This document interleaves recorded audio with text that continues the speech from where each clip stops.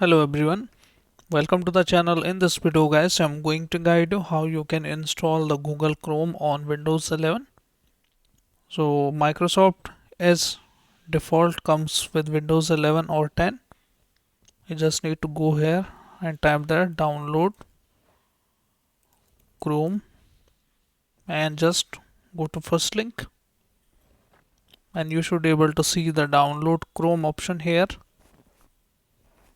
and exe should be showing up here. You just need to run it. Okay, just double click on it and you should be able to download it. Now the second way, if you don't want to go here, you can open the CMD as admin and you need to type here winget search, then type here Chrome.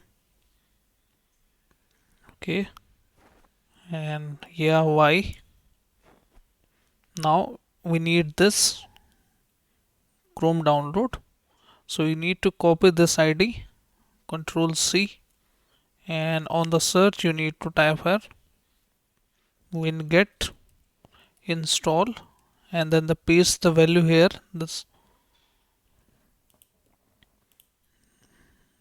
one. Okay, google.chrome. Okay, let's type manually google dot. You can directly copy and paste here and hit enter. Now we should be able to install the Chrome automatically with two ways. This is the second way. If somehow you are not able to browse the link here, so by this way you should also able to install the Google Chrome here. Let's wait here for until it gets completed.